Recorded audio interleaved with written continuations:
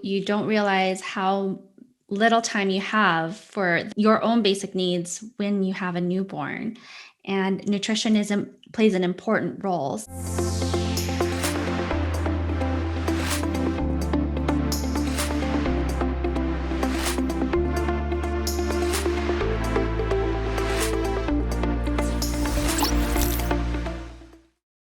Nutrition is probably not at the top of our list of things to do while we're pregnant and in the postpartum phase. You're absolutely right. We just learn what we're supposed to avoid. So, is it true that a prenatal vitamin covers all the prenatal nutrition needs? That's actually really unfortunate because we know now from research that prenatal vitamins, they don't cover 100% of our needs. And the kind of the problem with that is we're not really told what a good quality prenatal diet is. So we're sort of given like the secondary measure before we have time to like soak in and learn and understand what eating well for pregnancy actually looks like. We often get very overwhelmed by like, what is the very best prenatal vitamin I could be taking? And sure, some are better than others. But at the end of the day, it makes more sense to spend a little more time and energy, like making a couple more meals at home, than it does to worry so much about what's the best prenatal vitamin.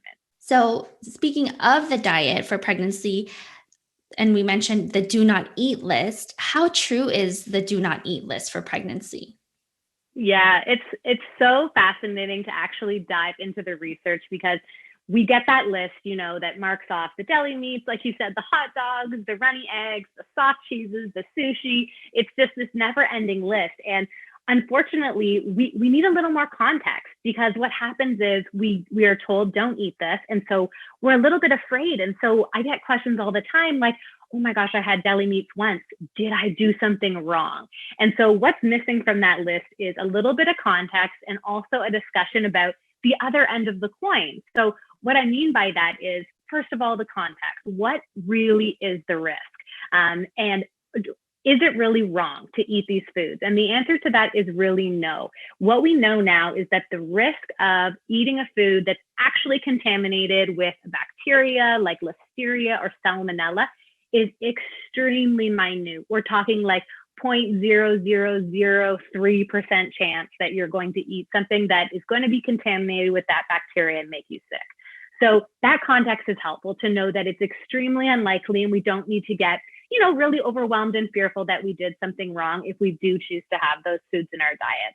How about women who are vegan? What do you suggest? Do you have clients that are vegan and do they have to supplement even more?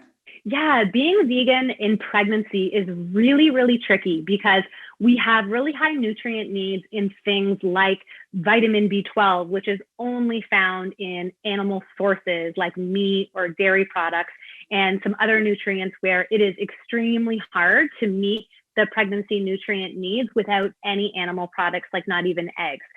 So definitely that's a great time if somebody is vegan to work with a dietitian or nutritionist trained in pregnancy to make sure that you are supplementing at a personalized protocol to make sure you're getting all those things in. Can definitely be really, really a great use of time and money during the pregnancy. I remember I Totally. had dinner with a friend who was pregnant and she ate sushi and she was like very, very pregnant already. And I was like, oh, and we were with a small group of people and everyone looked at her like, you're eating sushi? And she's like, Yeah. what do you think Japanese women eat when they're pregnant? Exactly. And you know what? Having that global perspective is fascinating because it shows us that we really have some cultural bias there. Because exactly like you said, in Japan, sushi is not on the do not eat list. In fact, it's encouraged because fish, any type of fish, is one of the most beneficial foods you can actually eat in pregnancy because it's very high in things like the omega-3 fatty acid DHA, which is the best thing for building a healthy brain. And also it helps our brains. It actually reduces our risk of postpartum depression. Let's get into the postpartum nutrition. So, Sure. what is the role of food and nutrition in the postpartum period? Yeah. food and nutrition is something that I would say broadly, very rarely are we taught or do we necessarily spend time thinking about ourselves in postpartum, right? Like we're very aware of, okay, the birth, like that big day, like what's going to happen during my birth and the immediate period after that? What do I need for baby? Do I have all the things? Am I totally prepped? And of course, all of our healthcare appointments are about like baby safety and how is this all going to happen. So we sort of get into this trained, process where we think about baby, but we don't really think about ourselves and what we need to thrive postpartum. And so many of us get into that, those early days and weeks and think like, how am I supposed to care for myself? How am I supposed to function? And so food and nutrition play a huge role in that. First of all, in just the practical sense of we feed ourselves rather multiple times a day. And that gets really, really tricky when there's a newborn at home. And it can be really actually shocking to realize how little time or energy you have to make yourself a meal. And I mean like an actual meal, not just like grabbing crackers or cookies from the cupboard, which I was totally doing like all day long with my babies. It's totally a part of the process. But the issue is when we go through pregnancy, 9 months of our body preferring to give all of our nutrients to baby. And so oftentimes we are left in a really nutrient depleted state in postpartum. And so now we're seeing, what we detail as like a normal postpartum way to feel, like exhaustion and foggy brain and irritability and all these things that we think are just, sleep deprivation and life with a newborn can actually partly be due to not having adequate nutrient stores because we're just like our stores are all used up from growing a baby for 9 months and then feeding baby if you're breastfeeding.